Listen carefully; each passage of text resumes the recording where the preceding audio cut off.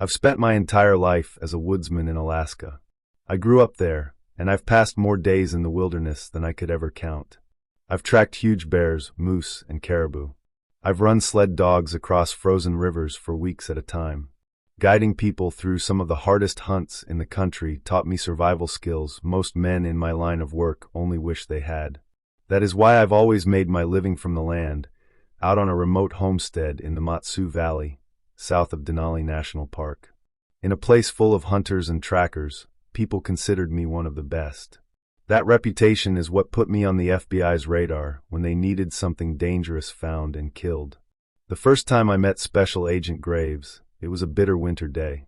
I had just finished feeding my huskies their usual meal: hot water, salmon, and the best commercial dog food money can buy. I was trudging back toward my small log cabin, hoping to warm my frozen body, when I heard the whine of a snowmobile engine coming up the trail. That was strange for a Tuesday. The weekend crowd had already gone home, so I waited for it to keep heading west toward town. Instead, it turned north, toward me.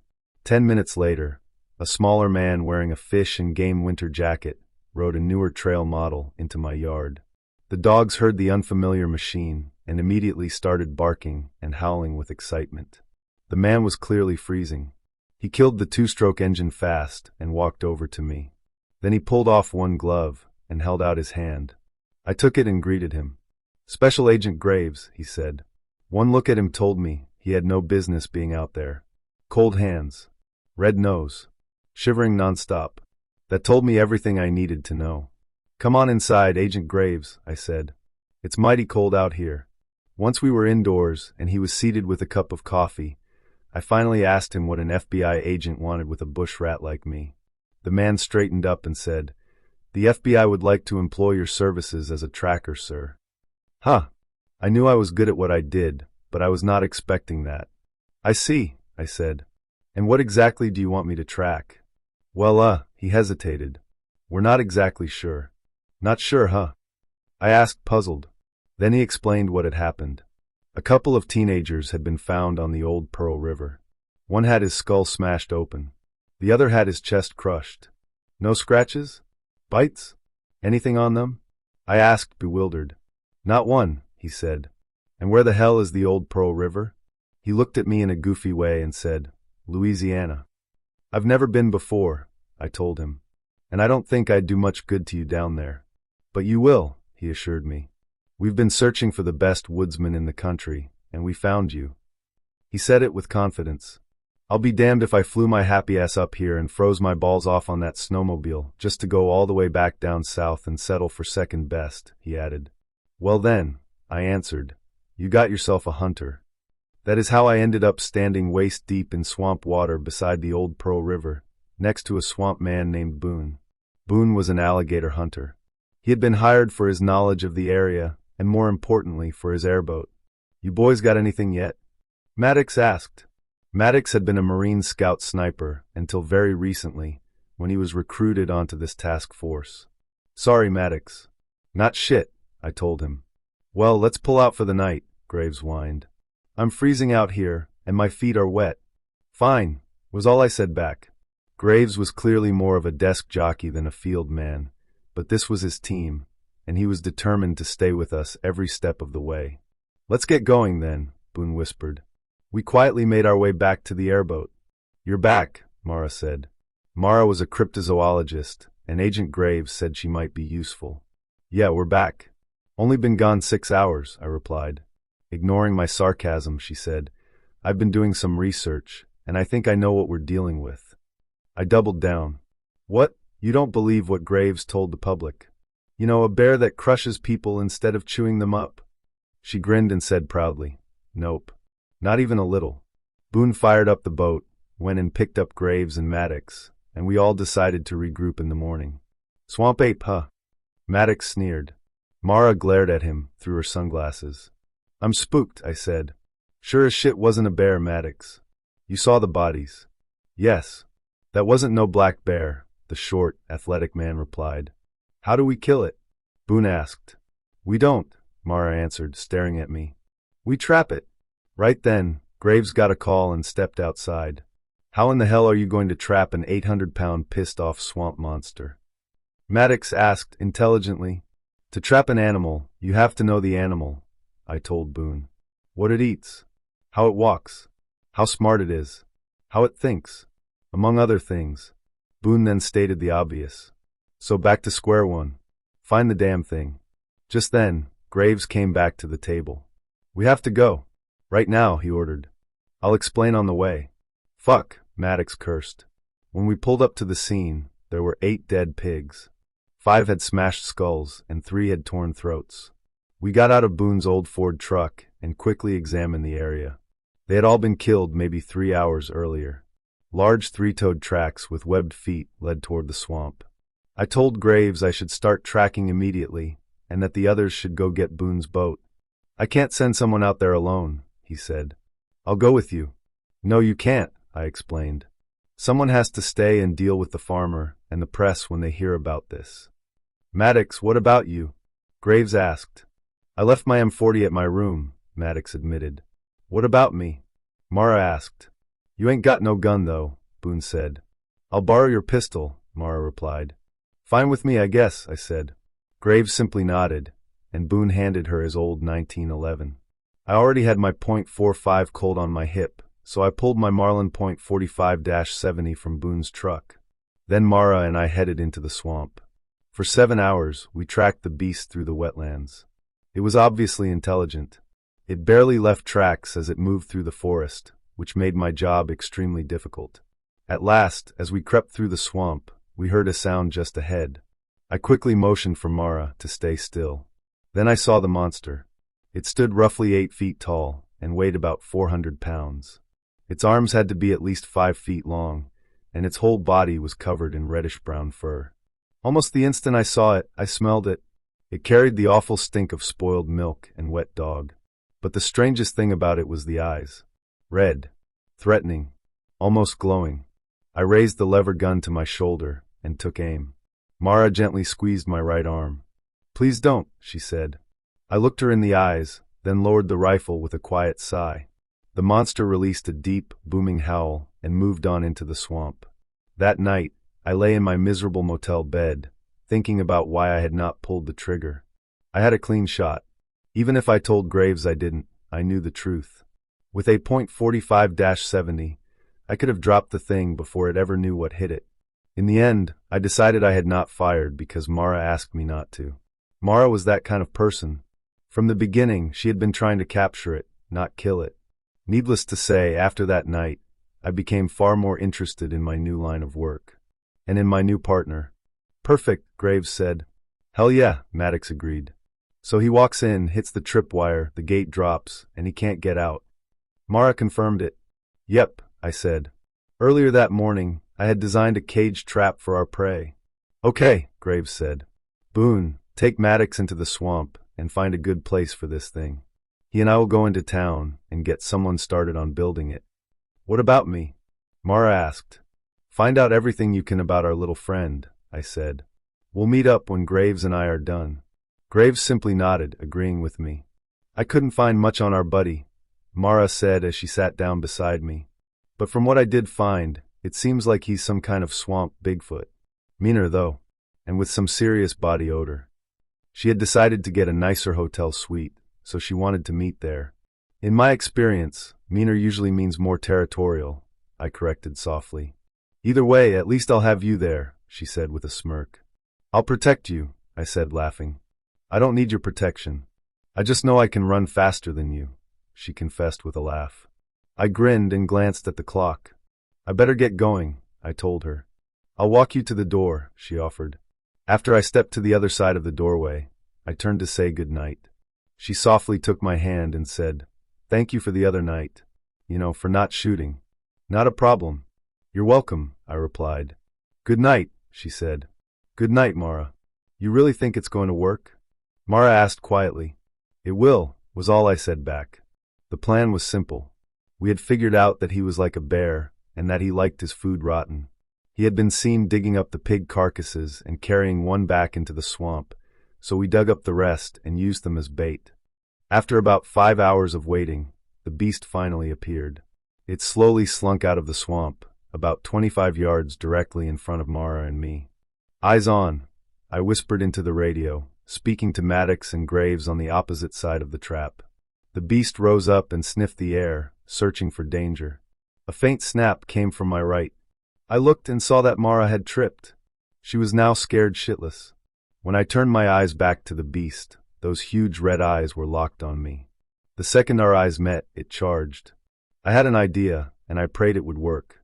I motioned for Mara to stay down, then started running toward the trap 25 yards away. I heard it chasing behind me, and it was gaining fast. I reached the front of the trap door and spun around. It had caught up. The thing launched itself at me, but I dodged it. It turned to face me, and with its back now toward the door, I slammed the butt of my rifle into its face. It fell backward into the trap and triggered it. The iron gate dropped, locking it inside. The beast let out a roar. A furious, hellish roar that sent chills running down my back. "Holy shit," Maddox exclaimed, now beside me. "Yeah," I said back. "Holy shit." The FBI was finishing the job of loading the beast into a truck when Graves approached me. "What did you think of the team?" he asked. My gaze shifted toward Mara, who was talking to some agent about the beast. "I liked everybody," I answered. Graves caught where I was looking and smirked. "Some more than others." My grin was the only answer I gave. Then his tone became more serious. "Would you be interested in doing hunts like this again?" Everyone else already agreed. I thought for a moment. Then I said, "Yes.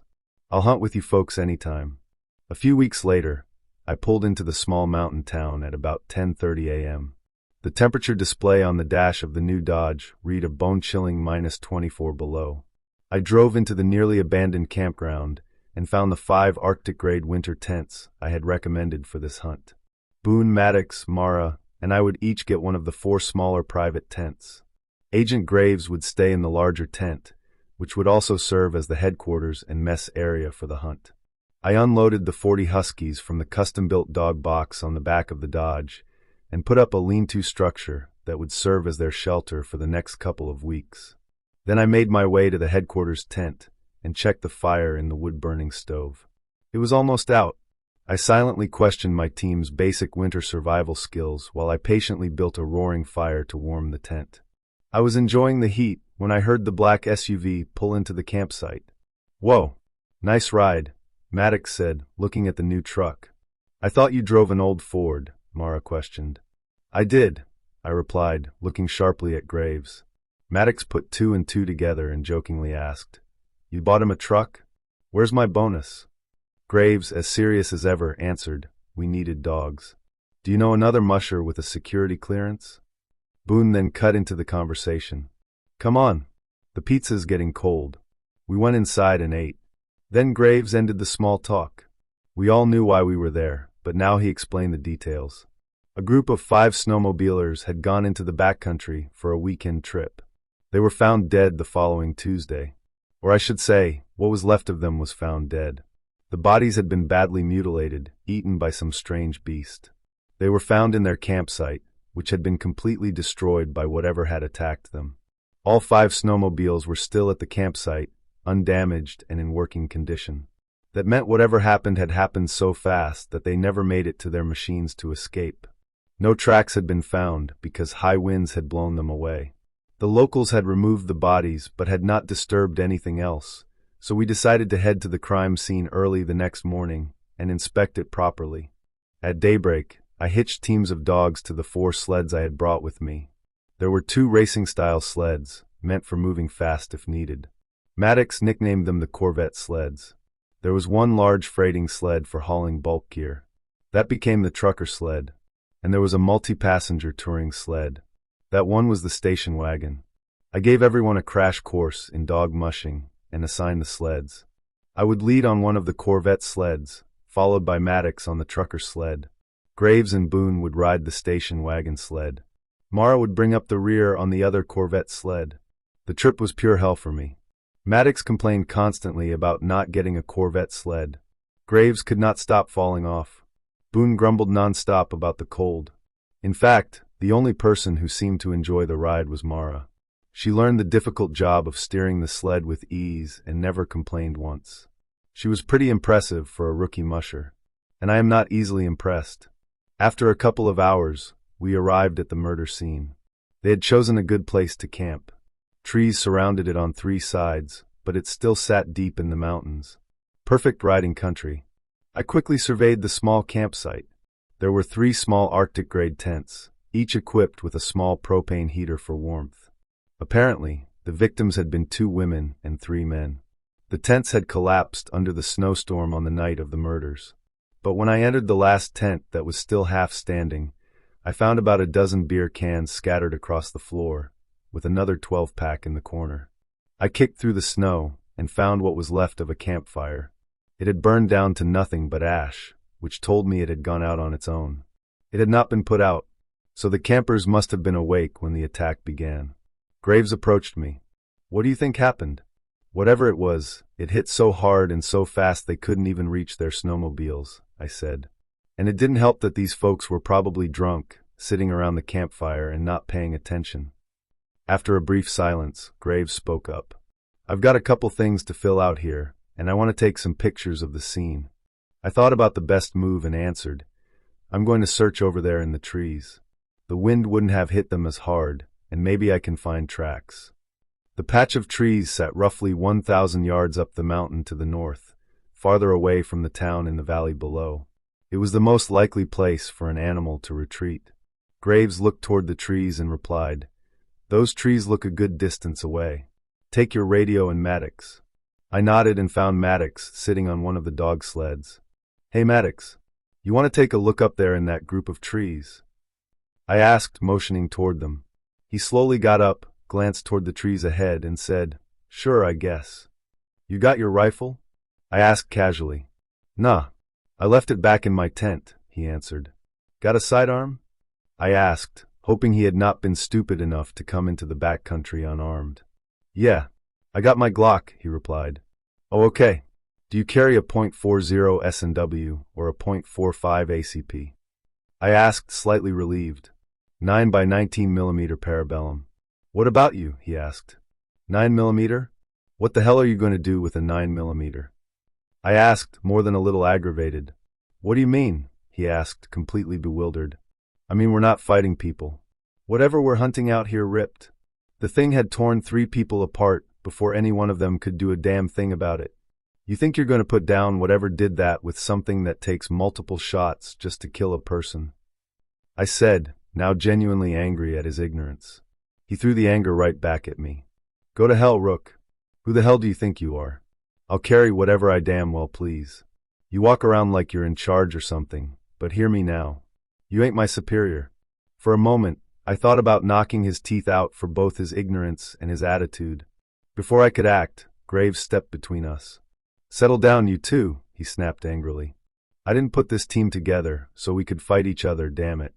He paused for a moment, then continued. "Boone, why don't you go with Rook?" "Fuck that. I'll go, damn it," Maddox answered. Graves looked to me for confirmation. I only nodded once. "Maddox, go ahead and get on Mara's Corvette sled," I directed.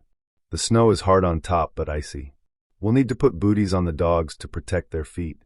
Maddox gave one nod in confirmation. I quickly fitted the booties onto my own team while Maddox worked on his, then looked up and saw him standing on the runners of his sled. Then we were off.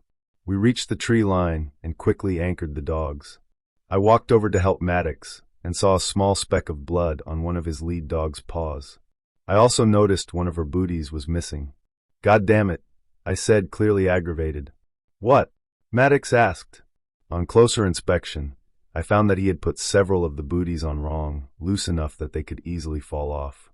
"You put the damn booties on wrong," I answered. "Excuse me?" Maddox said sarcastically. I shook my head and replied, "I think I'll fix it would have worked better." "Kiss my ass," he said. I started into the woods, and he followed soon after. We searched for a couple of hours in an uneasy silence until I found a track. "Hey, come here," I said, motioning Maddox over. "What in God's name made that?" he asked. "I don't know," I said. The track was about 2 feet long and 1 foot wide, with long toes ending in 6-inch claws. They were fresh. Fresher than they should have been. "They're heading north," I said. "But I want to see where they came from. Follow the tracks backward and find out." "Sure," Maddox answered. And take my rifle. I wouldn't want this thing to shove that 9mm up your ass. I mocked. Haha. Fucking funny, he replied, clearly annoyed. I began following the tracks north, chuckling quietly to myself. What kind of fool came up here with a damn pea shooter? Maddox did not seem like an idiot, but now I was starting to question my teammate. Even if he carried a small pistol and a proper rifle, at least he could move through the country safely. But no, the dumbass had left his rifle back at camp. So now I was left with nothing but my .45 Colt. It was adequate, but it did not have the range or raw stopping power of my .45-70. My internal rant was cut off by the faintest movement in the corner of my eye. I spun toward it, crouched down, and fixed my sight on the source. The beast was climbing a steep bluff about 250 yards to my 10 o'clock. It was too far away to tell accurately, but it looked at least 10 to 14 feet tall, with what appeared to be 3-foot antlers growing from its head. It finally reached a small ledge and stood there, looking out over the valley below. I slowly drew my pistol from its holster, knowing it would be useless at that distance. Still, the familiar weight in my hand gave me some comfort. Luckily, the beast did not see me. It turned and ducked into a low cave. I made my way back down the mountain with extra caution. At last, I reached the 2 parked dog teams, where Maddox was waiting for me. "Where the hell have you been?" he asked, handing my rifle back. "I saw it," I replied. "Saw what?" he asked, curious now. "Hell if I know," I answered. We quickly readied the dogs and made our way back to the ruined campsite, where everyone was waiting for us. Graves started asking questions right away. "You two get lost?" "No. We found something," I replied. "Found what?" he asked. "Tracks coming from that ridge," Maddox answered, pointing toward a tall bluff about a mile west. "Fresh," I added. "Only about an hour or two old." "My guess is you followed them," Graves said to me. "Yeah, I followed them," I answered. "What did you find?" he asked again. "I don't really know," I said. He nodded quickly. "Mara," he called. While we packed our gear to leave, I quickly described the creature to Mara and answered every question she had. Then we returned to our campsite. I started a fire in Graves' tent because no one else could, while Mara began researching what I had seen. I decided to ask Maddox more about what he had found. "Hey Maddox, you mentioned you followed the tracks that led to that ridge. What can you tell me about them?" "Yeah, those tracks led right to that ridge," he answered. "And, well, it looked to me like it was watching." "Watching us, huh? It must be pretty smart," I said. "Wonder why, though?" Maddox asked no one in particular. "When wolves return to a kill, they'll sit back and watch before coming back to the carcass," I answered. "They make sure nothing has disturbed it. If they see something wrong, they leave it alone. Too risky for them." "Yeah, if this thing is anything, it's smart," Mara commented as she came back into the tent. "What do you have on it?" I asked. "It's pretty scary. From what you described to me, I think it's what they call a Wendigo," Mara answered. "What's a Wendigo?" Graves asked. "I've heard a little from some of the native guides," I told them. "They say a Wendigo is like a spirit of the forest or something close to that. They say it represents the evil of cannibalism. That if a person eats another person, they become a Wendigo. They say a Wendigo can drive a man mad, then possess him, making him crave human flesh. Wendigos can represent extreme hunger, cold, and any kind of evil, really. But I was always told it was just a legend. But our buddy didn't possess anyone, and nobody ate no one, so that doesn't cover it," Boone pointed out. "Science tells us most legends are really exaggerated versions of the truth," Mara said. "From what I've learned, they're a lot like the Yeti, but thinner and taller." "So Bigfoot's Eskimo cousin?" Maddox asked confidently. "Pretty much," Mara confirmed. "So how do we trap it?" Graves asked. "It's a cave-dwelling creature," Mara said. "So the thing to do is wait until it leaves its cave, set your trap inside, and then simply wait for it to return."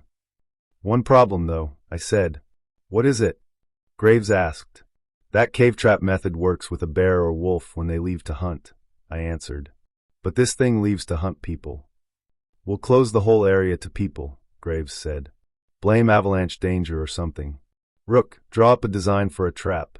I'll have a local start building it immediately. Then I need you to head into the backcountry and tell everyone to go home. I don't need anyone else getting killed. Take someone with you." He gave me the order, and I simply nodded and got to work. It was a good plan.